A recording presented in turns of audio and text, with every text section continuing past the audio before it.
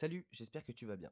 Dans la première partie avec David, nous avons vu comment le cadre scolaire rigide peut mettre en échec certains enfants, transformant leurs différences en troubles du comportement. La question reste entière. Comment adapter le cadre plutôt que l'enfant? Dans cette deuxième partie, nous découvrons la réponse avec David et la légothérapie. Nous verrons comment l'utilisation structurée des Legos permet de retravailler l'attention, la coopération et le respect des règles par le plaisir du jeu, et comment ces compétences se transfèrent ensuite à l'école et à la maison. Je te souhaite une bonne écoute pour la suite. Ce que je trouve intéressant dans le Lego, c'est qu'il y a une finalité à la Ah ouais, fin bien sûr. et Ouais. du coup une valorisation qui vient avec. Sur l'estime Et de soi, c'est parfait. C'est un Mm. petit peu comme ça que j'ai conçu les ateliers aussi, hormis le fait de créer une ambiance, c'est-à-dire que il faut que ce soit repérant, c'est-à-dire que il faut que ce soit cadré, que ce soit à la même place, il faut que on met une petite musique d'ambiance, on se met bien, etc. Et effectivement, ouais, une fois que c'est terminé, on prend la petite photo. Là, ils peuvent me demander, c'est moi qui ai réussi à faire ça, quoi. Quelque part, Ouais. ils ont créé, donc l'estime de soi, c'est vraiment très très bon pour eux. Et je leur mets une petite photo. D'ailleurs, j'ai toujours mon cadre avec une photo de chaque enfant que Ouais. j'ai eu dans l'atelier. C'est ma petite mon petit moyen de me rappeler comment ils m'en ont fait baver. Et puis à quel point ils m'ont rendu très heureux aussi. Parce qu'ils ont accompli quelque chose. J'ai pas encore le recul nécessaire pour qu'il y en a qui viennent me dire ah je me rappelle quand je faisais du Lego. C'est pas encore arrivé. Je suis pas encore très vieux dans le dans le social malgré mon âge. Mais voilà en tout Ouais. cas. Mais moi c'est une marque de ce projet. C'est un enfant où c'était très compliqué. On avait beaucoup de mal à trouver, tu comprendras au fur et à mesure de qui je parle, on avait beaucoup de mal à trouver un atelier où il arrivait à vraiment s'investir sur le long terme. Et il a trouvé le Lego. Et même, je me rappelle, une matinée, on savait pas dans quel atelier le mettre. Il avait fait 2 heures de Lego non-stop avec toi. Et il était en kiff, le gars, il était trop heureux. Et surtout qu'en plus, c'était une période très compliquée pour lui. Donc c'était quelque chose où il se retrouvait, et même je me rappelle, tu avais fait des week-ends avec lui, t'es allé à un forum Lego, hyper intéressant, et l'enfant, il avait des étoiles dans les yeux, il avait trouvé quelque chose où il était accepté, et il arrivait à faire des choses. C'est ça. Et pour ces enfants qui ont des ruptures, en fait, c'est tout ce qu'on recherche en fait dans notre travail, nous en tant qu'éducateurs. Et tu avais réussi vraiment à accrocher quelque chose. Et je pense que c'est là où on met vraiment beaucoup de sens à ce qu'on fait en tant qu'éducateur. Et pour l'enfant aussi, lui aussi met beaucoup de sens. Et je pense que peut-être que pour l'instant il se rend pas compte, mais ça pourra que l'aider à se développer. J'attends pas Oui, spécialement c'est parce qu'on attend ça, hein, de tu son départ vois, pour ça, bien sûr. jamais. Mais c'est vrai que si d'une manière ou d'une autre tu te dis bon, ça a pu lui permettre de franchir une étape, c'est tant mieux. En tout cas, je sais que ça lui a permis de mieux vivre certaines choses, les séparations, les choses comme ça, la façon dont on se comporte en société. Ça a été effectivement une première étape vers l'acceptation de soi aussi, des fois de sa différence. Parce que, quand même, pour des porteurs de troubles, qui est un trouble quand même invisible, quoi qu'on en dise, hein, malgré le fait qu'il y a des moments de violence, il leur manque pas un membre, et donc du coup, c'est pas complètement un handicap. Hein. Oui. Tu vois ce que je veux dire? On aménage moins quand même. On aménage, mais de toute façon, dans tous les handicaps, il y a pas de il n'y a pas vraiment d'excellentes solutions. Donc faut quand même, il y a une part de résilience aussi de leur part. Hein. C'est ça. Il y en a qui partent quand même avec une sacrée balle dans le pied dès leur naissance, hein, j'ai envie de dire. Hein. Oui, Faut pas se voiler la face. Hein. C'est ça. On en parlait justement avec Timothée, ce côté de l'évolution du handicap et de l'handicap mental. Et l'handicap mental, ça part d'une déficience qu'on accompagne. Bien sûr. Et que il y a très peu de choses qui sont proposées pour ces enfants-là et qu'on est en train d'évoluer au fur et à mesure. Mais ce que je trouvais intéressant dans ce que tu me disais, c'est qu'au final, des fois aussi, le Lego est un support pour qu'il puisse te parler de son passé, de ce qu'il vit et comment il ressent les choses. Et c'est vrai que souvent, Bah, en réunion, toi, tu arrivais à nous ressortir des choses que l'enfant avait pu te dire à ce moment-là, parce que lui, il se sentait à l'aise, il se sentait sécurisé, il se sentait Mhm. cadré, Mhm. et c'est ça qui est trop beau dans cet atelier, Bien je sûr. trouve. C'est un lien de confiance, alors vraiment privilégié. J'en avais pas honte, mais des fois ça me mettait un peu mal à l'aise parce que c'était facile, parce que vraiment c'est vrai que cet atelier quand il est arrivé, il a donné des résultats, comment je vais dire, spectaculaires au niveau du comportement, mais effectivement, tu as raison de le souligner, au niveau de ce qui pouvait en sortir. De l'évaluation. Voilà, mais pourquoi? Parce que alors c'est normalement la légothérapie, tu peux le faire en groupe. Normalement c'est quand même axé plus à ça. Après c'est propre à chacun de le faire. Moi j'aime bien d'être en individuel autant que possible. C'est largement très peu possible dans notre service. Autant que possible, quand j'y arrive, forcément, il se passe toujours des trucs, quoi. Parce que on passe un moment, on est privilégié. J'ai gagné leur confiance, forcément, parce que je suis là que pour eux. Même quand il y en a deux, trois, on s'amuse aussi. Donc forcément, je suis moins le maître d'école qui veut à tout prix leur bourrer le crâne, etc. Donc forcément. Ouais, Après, c'est mon boulot. Moi, l'objectif, c'est quand même de les réinsérer le plus possible vers une structure qui leur convienne. On a aussi des belles surprises. Il y en a qui reprennent un cycle complètement traditionnel de cours très bien, parce que des fois, c'est juste une classe qui fonctionne pas. C'est comme nous, ça matche pas avec les travailleurs sociaux. Des fois, c'est avec un prof ou une maîtresse, un maître avec qui ça matche pas, quoi. Ouais, bien sûr. Ouais.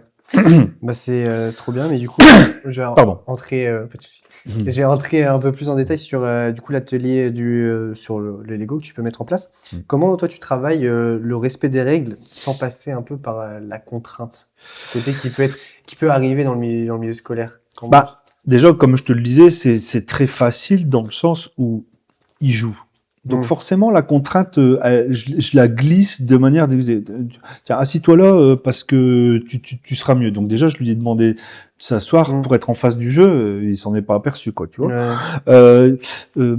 Tout des choses comme ça où je guide un petit peu de manière indirecte. Il y a un truc que je fais aussi systématiquement, c'est que j'établis une règle... des règles de conduite qu'on a élaborées ensemble, c'est-à-dire on se respecte les uns les autres, on respecte le matériel et l'endroit. On prend soin de soi, c'est-à-dire que je leur dis toujours, et en fait ils sont toujours un peu surpris quand je leur dis, dire quand tu te sens pas bien, t'es fatigué, t'es énervé, tout ça, tu me le dis, je veux que tu me le dises. Ouais. Parce que comment veux-tu faire ce que je te demande si dans ta tête ça va pas, si t'es pas en capacité. Donc il faut me le dire. Donc prendre soin de soi, c'est ça. C'est aussi de m'appeler au secours quand ils trouvent pas la pièce ou des choses comme ça. Alors pas trop souvent parce que généralement ils ouvrent je trouve pas ça alors que tout est devant leur nez. Ça c'est tout le temps. Mais bon bref. Et donc après 5 règles vraiment très simples. On se respecte les uns les autres. Enfin je sais plus, je les ai plus en tête. C'est le comble parce qu'on se les lit à chaque début d'entrée. Ben ouais voilà c'est ça. Mais c'est des trucs bateaux. Oui. Mais on les a fait ensemble et en fait c'est des règles qui sont pas fichues de faire dans le milieu traditionnel, mais qui sont intégrées par la magie du Lego, parce que ça, t'as beau dire les repères spatio-temporels, ça, moi là-dessus, je me bagarre tout le temps au service là-dessus, c'est que c'est trop important. C'est-à-dire que pour certains, il y en a qui ont besoin de savoir. Ça peut se challenger aussi eux-mêmes, de se dire bon. Ok, tu me demandes de tenir 45 minutes, mais c'est quoi 45 minutes voilà, c'est ça. Donc, un petit timer, des choses comme ça. Je dois m'asseoir. Enfin, il leur faut un contexte. Il faut pas qu'il y ait de surprise. Sinon, ça va, leur esprit va partir là, etc. Ça va leur rappeler ci, ça va leur rappeler ça. Quand tout est clair, quand il y a pas ils peuvent pas être, je veux dire, distraits par un verre qui est sur la Ouais, table. bien sûr. Voilà, c'est ça. Moi, c'est table vide. Mm. Ça veut pas dire que c'est un hôpital non plus, hein, mais ce dont on a besoin. C'est ça, et la ritualisation aussi, qui Exactement. arrive à chaque Ouais. atelier. Tout à fait. Important que il y a l'intro un peu, comment on appelle ça, ce qu'on peut mettre en place en intro. J'aurais plus le mot, mais tu sais, toi, je sais que tu le fais en termes de points où ils avancent tous les jours. Des renforçateurs. Renforçateurs, voilà, merci. Ouais, Il y a d'accord. des renforçateurs, toi, Ouais. tout Ouais, c'est au ça. quotidien, qui Ouais. pour ces enfants, c'est une motivation plus en vrai. On se rend pas compte. Alors ça aussi c'est pareil, c'est venu d'une observation, c'est c'est pas une bêtise, mais un truc qu'on a testé comme ça, un gamin aussi à table, le faire tenir à table, c'était une catastrophe. Je me souviens, c'était mon premier jour de stage. Quand j'étais venu, quand le responsable il m'a fait faire le tour du service, bon, des enfants de 4 à 12 ans.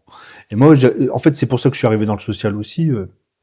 J'étais éducateur sportif avant, on saurait peut-être pas trop le dire, mais je faisais un peu de football avec les gamins. C'est ce qui m'a donné l'envie. Bref, parenthèse refermée. Et donc, quand je suis arrivé là-dedans, dans mon stage, j'ai fait... il me dit, bah voilà, tu vas avoir des enfants de 4 à 12 ans. Je dis, bon, ils ont des problèmes. Hein. Je dis, ouais, mais à 4 ans, 12 ans, ça va, normalement, ça devrait être gérable, quoi. Et je me souviens, donc, je devais manger avec un petit bout, une bonne tête et tout ça, 5 ans. Et j'arrive dans la grande salle de cuisine, tu vois comment elle était située. Il prend le couteau, en travers de la pièce. Ah ouais, j'ai d'accord, bon d'accord. Donc j'avais compris un petit peu ce qui m'attendait. Néanmoins, donc c'était hyper compliqué pour lui de tenir à table. Et avec ma collègue EJE dont tu parlais tout à l'heure, on essayait de les stimuler tout ça. Ah ouais, bah écoute, mais là j'ai l'impression que ça se passe bien. Allez, je te mets un pouce. Je te mets un pouce comme ça. Elle fait ça. Et là, la révélation. Il avait reçu un pouce. Comme si on lui avait donné une étoile de shérif, quoi. Tu sais, il en pouvait plus de ce pouce. Ouais, j'ai eu un pouce. Il était fin. Et en fait, du coup, c'est resté pour nous deux, en tout cas, notamment. On met des pouces quand on fait un atelier, quand la règle elle a été respectée. Enfin, la règle, c'est des s'ils ont à peu près grosso modo, s'ils se sont à peu près bien comportés, et c'est pas nous qui les mettons. Ouais. On leur demande, est-ce que tu penses qu'on pourrait te mettre un pouce? C'est vicieux. Mais en tout cas, c'est une manière aussi de les responsabiliser par rapport à ça. C'est de dire, si t'étais moi, tu t'en mettrais un, tout ça. Des fois, ils sont vaches avec eux-mêmes, hein, tu sais. Donc, bah non, t'exagères, là, franchement. Ouais, ok, t'as été distrait 5 minutes, mais franchement, globalement, c'était super, quoi. Avec tes difficultés. Non, t'as mérité un bon pouce. Ça parle de leur estime d'eux-mêmes. Bah ouais, carrément. Ah bah ouais. Toujours négatif. Ah ouais. N'importe. Tu leur poses une question, ça s'est bien passé? Non. J'étais en mode, bah, c'est ça. C'est super passé. Bah, je sais plus si t'étais là, un gamin qui supportait pas qu'on lui dise que c'était bien. Je me souviens d'une fois, je veux dire, il m'en faisait baver tout ça, et je le connaissais pas des masses, mais je voyais qu'il en faisait baver un petit peu à droite à gauche, et moi ça s'était bien passé. La fois que je l'ai vu après, j'ai voulu lui dire, écoute, vraiment, la dernière fois c'était super, franchement. Je me dis, je te félicite parce que je sais que ça t'a demandé des efforts et t'as assuré, quoi. Bah, qu'est-ce qu'il a fait? Il a sauté au-dessus de la grille, il s'est barré, quoi. Insupportable. Insupportable pour lui d'entendre quelqu'un lui dire que t'étais un bon garçon, que t'avais bien fait, etc., quoi. Ouais. C'est fou, comme quoi ces enfants-là ont quelque chose en eux ils comprennent pas d'être valorisés, et c'est très compliqué. Parce que c'est leur schéma pour beaucoup, hein. Mmh. Un schéma familial aussi, Oui, hein, aussi, bien sûr. et où quand on parle de famille, hein, parce que pour certains d'entre eux qui sont placés, hein, donc voilà, ouais, ils sont aussi pour la plupart carencés, quoi. Mmh. Pas Mmh. faire de, je veux pas faire de schéma, Bien sûr. mais mais quand même, ça abîme. Donc quand ça abîme, on essaie de trouver des ressources, on essaie de Mmh. composer, et donc forcément, c'est plus facile quand tu es dans une famille un peu traditionnelle où tu te sens aimé tout le temps, machin, tout ça. C'est beaucoup plus facile pour évoluer, hein. Mmh. Et du coup, moi, j'aimerais partir après là sur ce côté où c'est vrai que c'est dans ces services-là, on fait du collectif, mais c'est quand même un collectif léger. Quand même, on fait des Mhm. groupes de 4, 5, Ouais, grand max. bah oui. Parce que sinon, ça peut être très compliqué. Ouais. Mais du coup, toi qui travailles avec en groupe, comme tu parlais, ingénieur, constructeur, Ouais. euh, qu'est-ce que ça change pour ces enfants-là? Toi, est-ce que tu ressens que ça facilite le lien et eux qui ont beaucoup de mal parce que bah ils ont une rupture du milieu scolaire qui est un milieu collectif Mhm. et du coup qui se sont retrouvés des fois beaucoup de temps tout seuls et qui du coup ont beaucoup de mal dans les interactions avec les autres. Mm. Est-ce que comment tu vois ce travail en groupe que tu peux mettre en place? Bah, tu as donné un peu la réponse, parce que c'est des groupes de 4-5, quoi. Hmm. Donc forcément, ils sont encore capables, ils sont encore capables de gérer des petits groupes comme ça. Hmm. Ils peuvent trouver une place là-dedans. Et puis déjà, ils sont tous pareils, quoi, tu vois. Ils Hmm. ont tous quand même Ce truc commun. le tampon, quoi. Hmm. Ouais. Si je peux me permettre de parler ainsi, mais Ouais. n'empêche que c'est quelque chose qu'on ressent quand même assez régulièrement Hmm. de leur part. Très rapidement, au départ, ah non, ils sentent bien que ils arrivent là par une porte qui est un petit peu différente de celle des autres. Hmm. Après tout doucement, ils s'identifient quand même au Hmm. service. Et ils sont, je sais pas si on peut parler de solidarité, mais en tout cas, ils sont attachés à, L'appartenance. voilà, à ce système d'appartenance. Ouais, Hmm, bah, exactement. clairement. Je prends un coup d'eau. Ouais, bien sûr. Et c'est vrai que moi j'adore dans ce côté en groupe où tu constructeur ingénieur, ce côté de trouver une place dans le collectif. Mhm. Et c'est trop bien parce que ces enfants-là, ils en ont besoin. Et ce côté où bah en fait du coup des fois ils sont au point, ils veulent absolument chercher avec toi, surtout Mhm. l'éducateur, Mhm. ce lien privilégié Ah ouais, ouais. qui est nécessaire pour eux. Ouais. Et du coup, bah, tu essayes de le donner un peu à chacun, avec des limites, parce que c'est important de prendre de la distance, il n'y a pas de Mhm. favoritisme, Bien sûr. mais leur donner une place Mhm. particulière. Bah, avec toi, je vais faire ça, avec l'autre, je vais faire plus Mhm. ça, parce que toi, t'aimes bien qu'on fasse C'est ça. ça. Et du coup, c'est ça que j'aime beaucoup dans ton projet, ce côté de permettre à eux de trouver une place. Bah, l'idée, c'est déjà comme il y a plusieurs rôles, c'est qui tourne. C'est-à-dire que parce que ça peut avoir un petit côté frustrant, ils ont envie de manipuler. Donc je les, comment je veux dire, ça a un petit côté stressant. On se dit, putain, je viens faire des Lego, ils me demandent d'aller chercher les pièces simplement. Je veux construire, mais non, moi je suis l'ingénieur, je dois regarder le plan et je dois dire ce qu'il faut. Mm. Alors du coup, tu vois, ils sont un petit peu bridés. Mais non, je n'ai jamais, ça n'est jamais arrivé. Quelqu'un qui est en refus total d'entrer, parce que forcément, comme il y a ce phénomène de groupe, ils disent, bah, ils ont quand même, ils sont quand même en train un petit peu de s'amuser, quoi. Mm. Donc, faut que j'y aille, quoi. Mm. Tu vois, donc, voilà, c'est bien. Quand je dis que ça m'est jamais arrivé, si, mais c'était pas propre au Lego, c'était pas propre aux animaux ni à la musique. C'était que le gamin, c'était un jour où c'était impossible de le faire entrer dans quoi que ce soit. Ça arrive aussi. Oui, oui, bien sûr. C'est Et pas, loin de moi l'idée de dire j'ai la solution miracle, etc. Je suis le meilleur, etc. Hein, pas du tout. Hein. moi, du coup, ça me fait penser ce côté de collectif d'un enfant qui, quand il communiquait, qu'il y avait d'autres, il hurlait, Mhm. il criait, je sais pas si tu te souviens, et on devait tout le temps le reprendre sur sa manière de parler, on disait tout le temps arrête de crier. Parce que, je sais pas, c'était un côté où de peut-être se sentir un peu différent, et il avait besoin du coup de parler plus fort que les autres pour qu'on l'entende. Alors j'en ai un en tête. Est-ce que tu te souviens pas exactement de qui je parle? Mais voilà, et je sais qu'on l'avait, par exemple, nous, dans un atelier qu'on a mis en place de biodiversité. Ça Mhm. peut t'aider à voir qui c'est. Mhm. Et c'est aussi un enfant qui avait beaucoup de mal avec la valorisation. Il Mhm. avait beaucoup de mal à se voir comme quelque chose de positif. Mais là, Mhm. comme tu disais, là, je pense que c'était principalement lié au schéma familial qui était. Bah, si c'est celui dont je pense, forcément qu'il ne pouvait pas parler autrement que comme il parlait, Parce que du coup, oui, parce qu'à la maison, ça parle comme exactement. ça. Oui, Parce c'est que ça. ils ont le verbe haut. Pour la petite histoire, c'est une famille très modeste, avec qui on a tissé des liens très forts. Ouais. Pour le coup, Je fais un beau travail. parce que encore aujourd'hui, hein, tu sais qu'il est bénévole au service. Ah, trop bien. Ouais, il intervient comme bénévole. Pour le coup, c'est des belles histoires comme ça Mm. aussi. Mais après, voilà, ouais, c'est vrai que parle fort. Ouais. Mais parce que les parents parlent fort comme ça aussi. Mm. Bon, après, C'est ça. voilà. C'est le tout, c'est de. Lui, il avait du mal à jauger.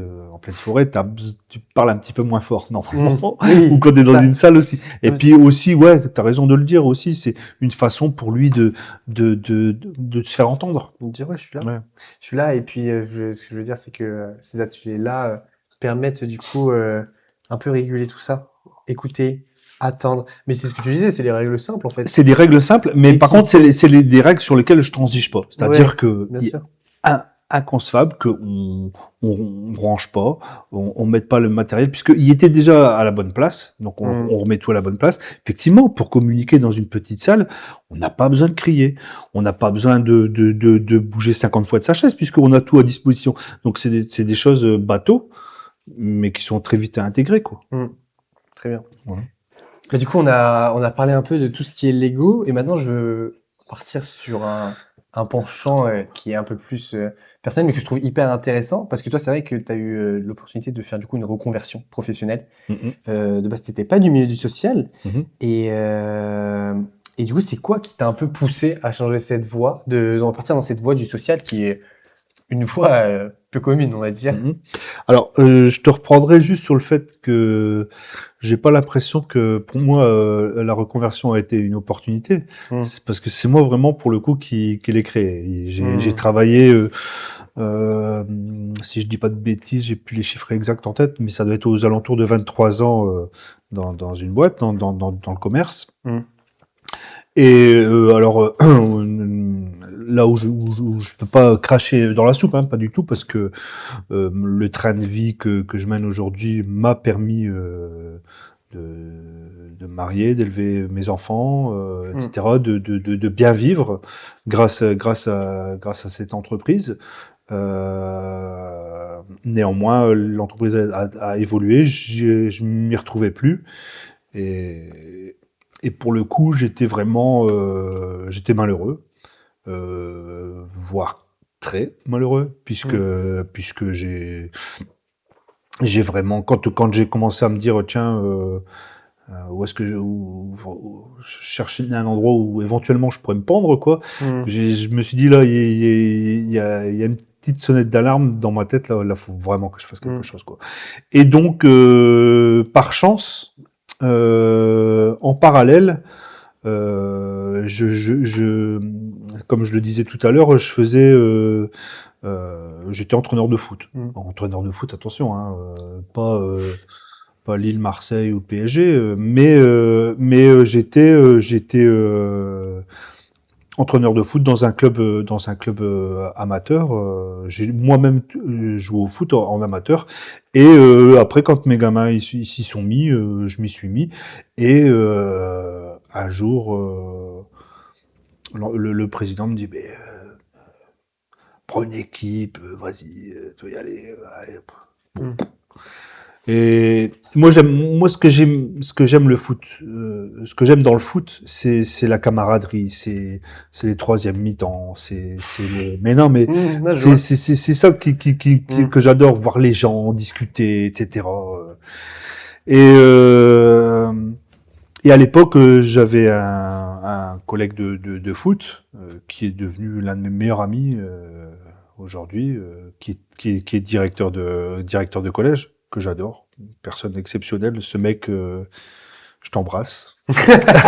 Mais non, mais c'est vraiment pour le coup Ouais. Au plus Mm. tu vieillis, au plus tu te rends compte de la valeur d'une amitié, etc. Et ce mec me disait toujours, mais qu'est-ce que mais il faut que tu changes, tu peux pas rester dans le Mm. commerce. Tu vois bien, t'es fait pour ça, d'être avec Mm. les gens, de parler, etc. Faut faire quelque chose, quoi. Et cette idée, elle a fait son chemin tout doucement. Et quand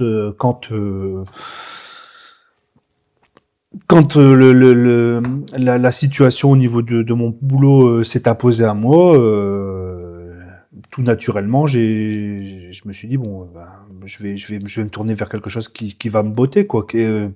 Si je dois refaire une deuxième partie de carrière, il faut vraiment que je la choisisse, mais aux petits oignons, quoi, parce Mm. que c'est la dernière, donc j'ai envie de m'éclater, quoi, tu vois. Je m'éclatais un petit peu au début, hein, mais Mm. là sur la fin, c'est pas possible, quoi. Mm. Et donc du coup, ouais, voilà, ça s'est fait. Donc j'ai fait un bilan de compétences. Forcément, bah, je cochais toutes les cases Le social. pour rentrer, Ouais. voilà, en communication. Donc j'ai réussi. Forcément, hein, puisque comme j'allais pas bien, j'étais en arrêt pour dépression. Hein, bah, vraiment, Mm. j'ai eu quand même 6 mois, un an très très très très compliqué, quoi. Et la chance, c'est que j'avais justement et de la famille et des amis et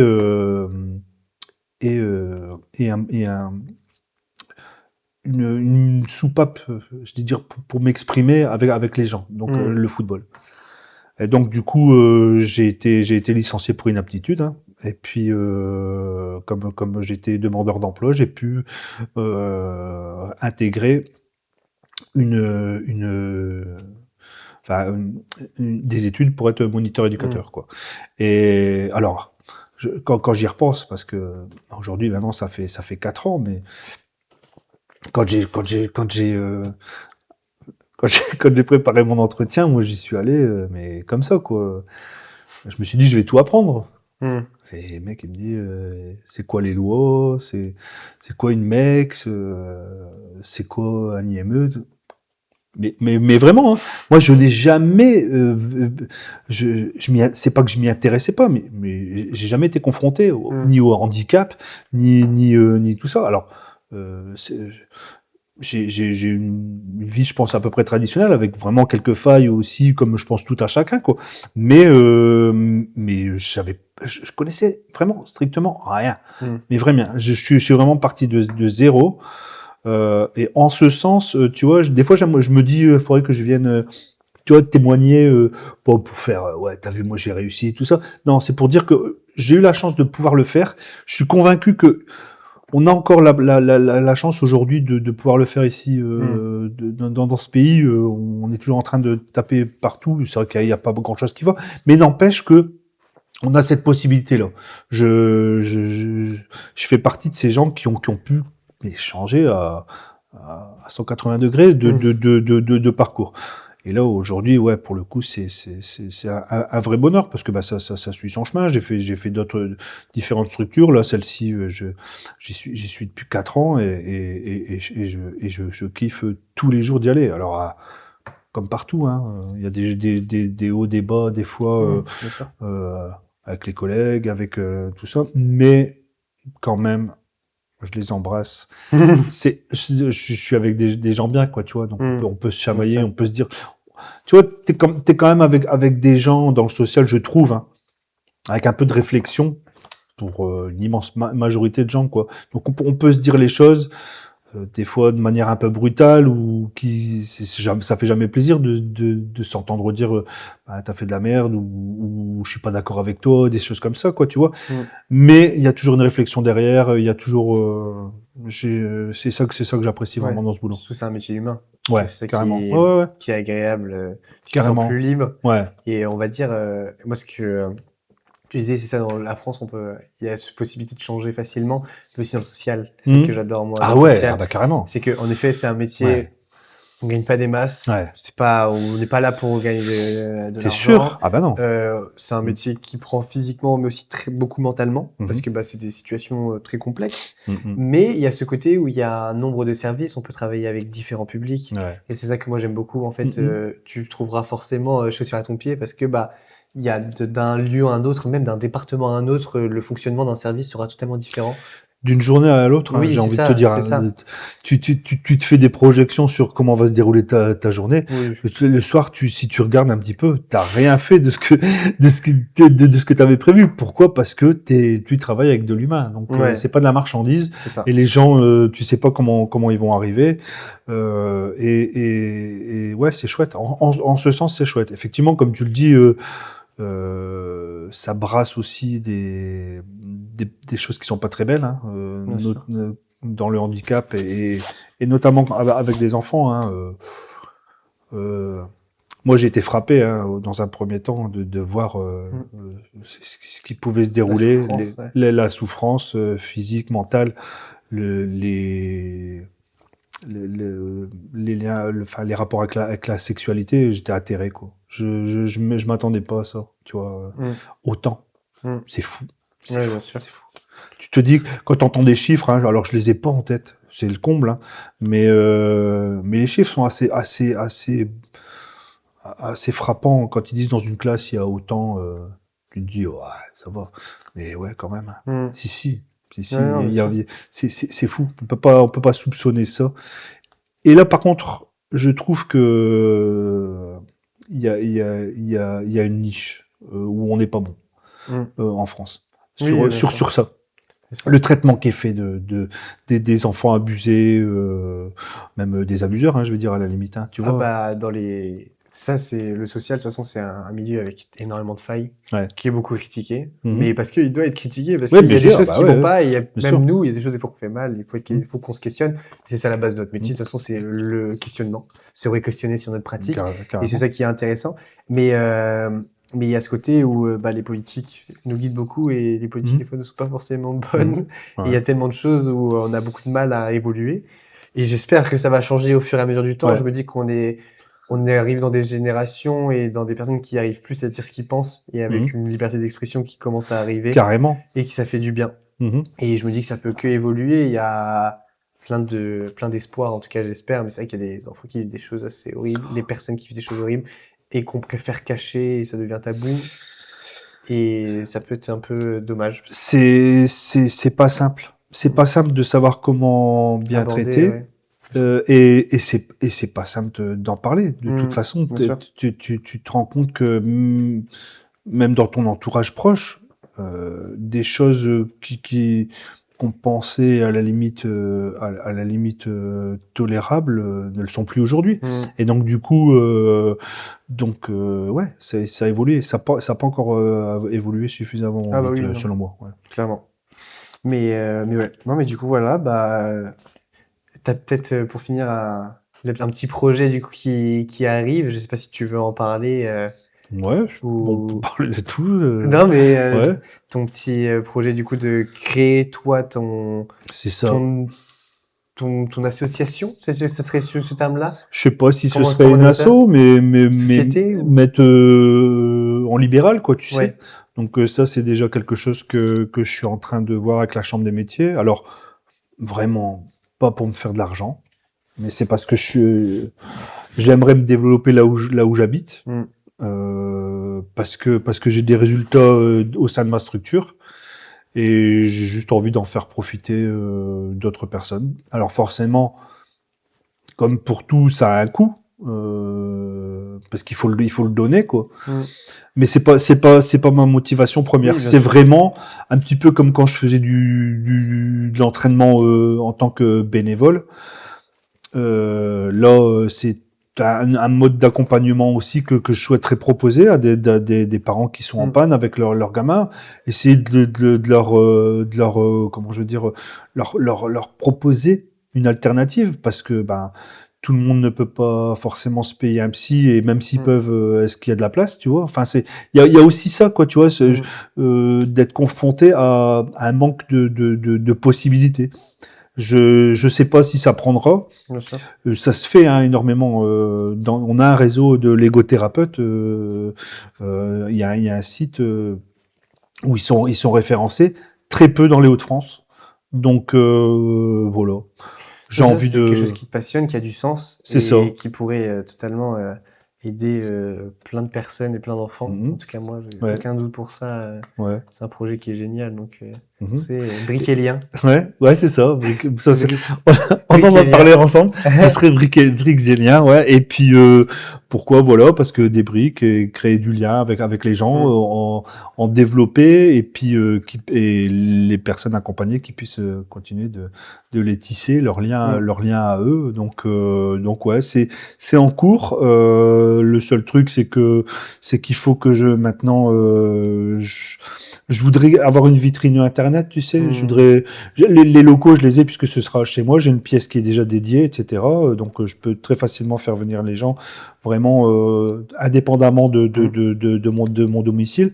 Et donc l'idée c'est ça, c'est d'avoir une vitrine, de proposer des créneaux en plus de mon travail là où je suis disponible et puis on verra.